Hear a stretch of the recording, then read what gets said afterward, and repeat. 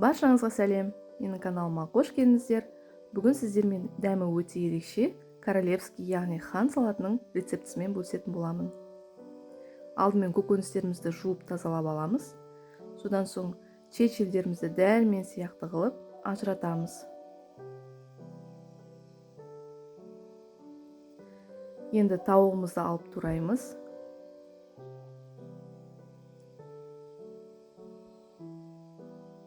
Мен кубиктеп турап жатырмын. Сіздер өздеріңіздің қалағандарыңызды етіп турасаңыздар болады.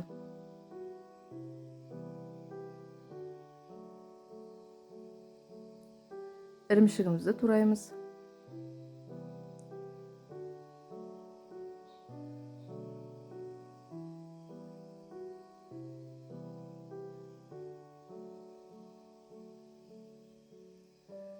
Мен бұл салатқа черри қызанақтарын пайдаланамын.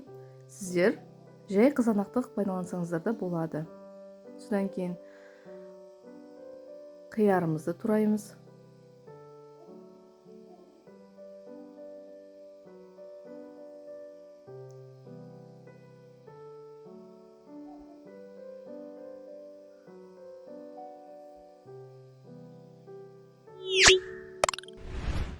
Мен кішкене чечил саламын. Сіздер салмай қойсаңыздар да болады.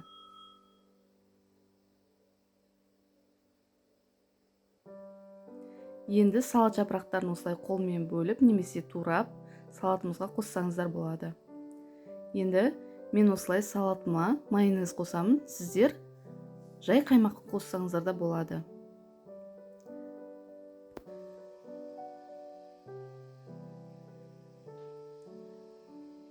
Салатымызды әсемдейміз. Міне біздің салатымыз дайын болды.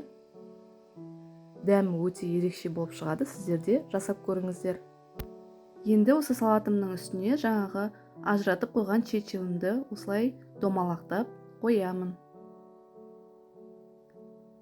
Видеоның соңына дейін менімен бірге болғандарыңызға рахмет. Лайк басып, пікір қалдырып, каналыма тіркелуді ұмытпаңыздар.